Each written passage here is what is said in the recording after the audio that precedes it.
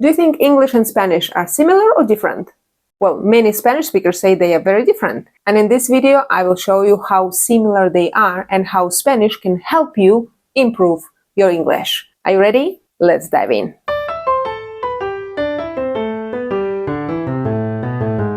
We're going to start with adjectives that end in able. When your Spanish adjective ends in able, your English word will also end in able. It's exactly the same ending, we just pronounce it differently. We say stable, sociable, desirable. I would like you to look at the simplicity of English words here because they are very, very similar to Spanish words. The only difference that we need always to pay attention to is the pronunciation. We would never say able unless it's the only sound of the word. For example, if you say stable, then it's the only sound, but sociable, desirable, we pronounce it in a very, very different way. There are some adjectives in Spanish that finish in able that would end in able in English, but we would have to translate the first part. So what happens here is that we would say thinkable,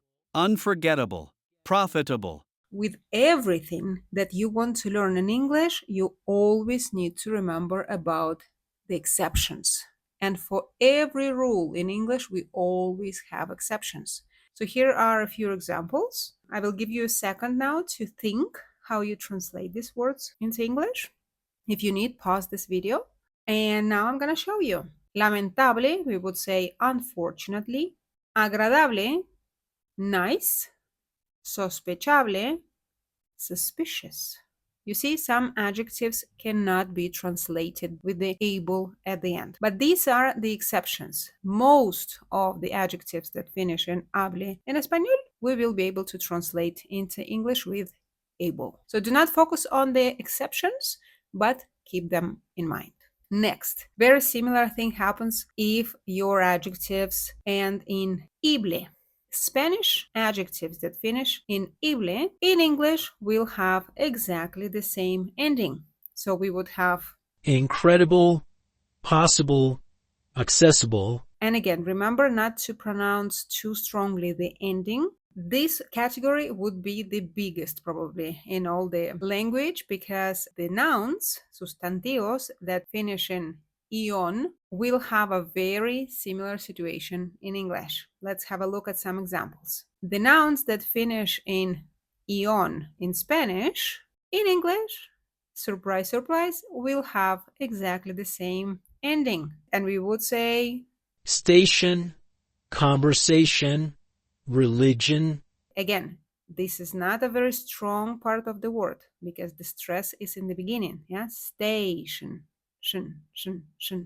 Conversation. Remember not to stress them too much. Also, we have exceptions here. Very, very little group of words, which means that the majority of nouns that finish in ion in Spanish can be translated with the ion in English. Let's have a look at some exceptions. Take a second to remember how you translate these words into English, and I will tell you now. Conspiración would be conspiracy. Guión would be script. And traducción, one of the most common mistakes of Spanish speakers. In English, we would say translation. So this was our second group. Moving to the next one, and it's T. There are a lot of English words that end with T, and now we will know how to connect them to your Spanish words. Most of the nouns in Spanish that end with dad or tad in English will have the ending T. We will say university, liberty, activity. You see, we would have exactly the same word, but we will end it with T. If it's not true for 100% of situations, it is true for 99% of words that finish in dad and tad in Spanish. Next one is al. Here it's not just one part of speech, it's adjectives and nouns. And if your adjective ends with al, in English, we have exactly the same word. We just have to mind the spelling and, of course, the pronunciation. You see, in Spanish, you pronounce them with the stress at the end, final, anual, manual. In English, it's never stressed with the al. So we would say, final, annual, manual, and again, you see the final sound is very small, very insignificant. So we say final, nu, nu, final, annual, new, manual. Make it very small, very insignificant. The stress is on the other part of the word. So you see how easy it is? It's exactly the same word, just change the pronunciation. And with nouns happens the same thing. The nouns like festival, material, hospital in English are exactly the same words, and we say festival, material, hospital. we're gonna eat the A letter there, and we just say full. Yeah, festival, full. There might be some exceptions to this rule, but I couldn't find any, which means at least 99% of words in Spanish that finish in al in English will have the same ending in adjectives and in nouns. Next one is li.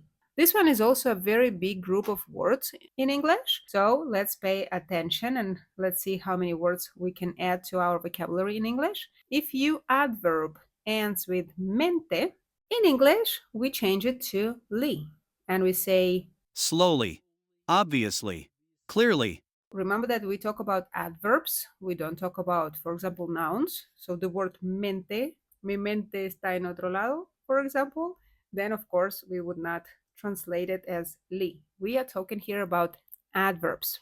And of course we have a couple of exceptions. Here are two words for you just to give you some ideas. There are more exceptions, but I would like you to focus on the rule more than the exception. But for example, if you say rápidamente, then in English you would say fast. You would not say fastly, but of course you also can use the word quickly. And nuevamente, if you translate it literally and you say newly, then it is a very different word. It's like a false friend and it does mean nuevamente. So to say nuevamente, we would say again. Next one is and.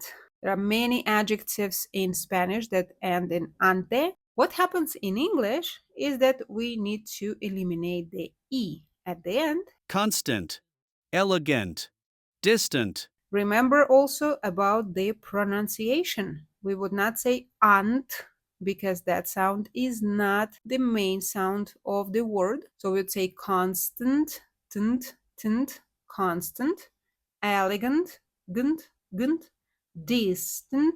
Distant is a very small, insignificant sound in these words. Here again, we have a few exceptions. So in words like frustrante, interesante, estresante, you see, basically we are describing the feelings of a person. These adjectives would not have the ant at the end in English, so we would say frustrating, interesting, stressful, these adjectives are quite common, so I decided to include them for you to remember that they are not translated with the ant at the end. Next group of words is adjectives and nouns that end in ent. Let's start with adjectives.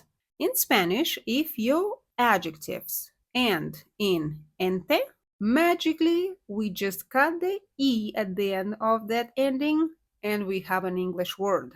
So we say decent, different, efficient. Again, mind the pronunciation, right? We don't have and at the end of the word. We have nt, decent, different, efficient. So far we looked at a few different endings, and as you can notice, we have one thing in common, that the endings, the suffixes of words in English do not have the stress on them. So they don't take the protagonism of the word. They are very small and insignificant in pronunciation. In spelling, they are super important, but in pronunciation, not so much. So do not give them too much energy. Now, in nouns happens the same thing. If your Spanish noun finishes in ente, then we do the same thing in English and we cut the E at the end of the noun and we have accident, patient, assistant. Very easy. The next group is the words that end with ed. Here we are not talking about verbs in the past. We are talking about adjectives and past participle form of the verb. Let's look at some examples and then it will be more clear. In Spanish, there are many words that end in ado, oído, ada, ida. In English, most of the words that end with ado, oído, they end in ed. So we say occupied, distracted, considered, and the meaning would be exactly the same. Again, we are not talking about past simple. We are not talking about verbs in the past. We are talking about descriptions. For example, you say, the line is occupied. You are always distracted. Of course, we have words that would not be translated exactly. We would need to look for English alternative of the word. For example, casado, we would say married.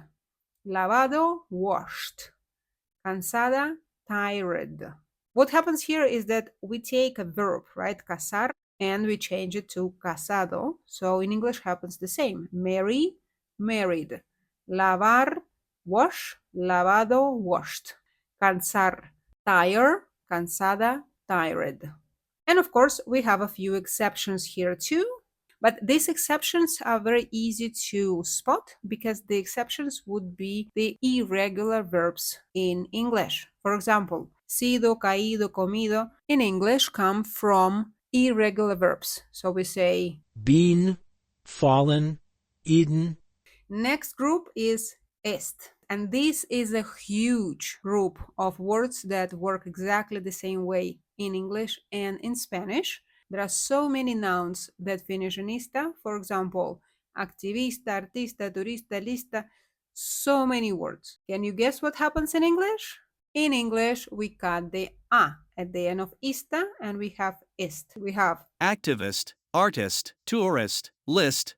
Again, I would like you to remember about the pronunciation. Now, there are a few words in English that can be translated with the est, but with the time they change the word. For example, if you say futbolista, you could theoretically say futbolist, but that is an old-fashioned word. We much rather say football player. And with the protagonist, the most common word for that would be main character. And we have some exceptions that would not be translated with est at the end. Here are a few examples of the words just for your information. Take a second to think how you would say these words in English, knowing that it's not est at the end of these words. And here are the correct translations. Autista becomes autistic. Autopista is a highway. Modista, tailor. Pista can be clue or a track, depends on the context. Revista, magazine. So these are just a couple of examples for you that there are words that are not translated with est at the end, but again, they are exceptions. Now, there are a lot of medical specialties that end with est. In English, they may not necessarily end with ista in español. Let's quickly have a look at all of them. If your medical specialty ends with ista, then there is no problem. We know what to do. In English, we just say est. And we say specialist, dentist, nutritionist. Very simple. If in Spanish you finish the word in ogo, in English, again, we take the o and we put the est. And we say psychologist, cardiologist, neurologist.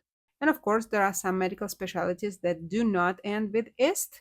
Some examples here are surgeon, homeopath, physician. But this is a very short list of exceptions. And very similarly to the est group, we have ism. That is very easy to identify. Ismo in words like comunismo, racismo, turismo, activismo, so many words.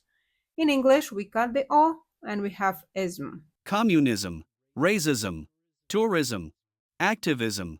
Very, very easy to make up a new word for Spanish speakers. With this, my friends, we have our 11 different groups of endings in English that are very similar to endings in Spanish. Even if you are a beginner, you already have hundreds and hundreds words in your personal vocabulary list in your head. So you are not starting from zero. Use it to your advantage. In grammar, we also have lots of topics that work exactly the same way in Spanish and in English. One of these days, I'm gonna make a video. Subscribe to my channel so you won't miss it. That's all for now. See you in the next video.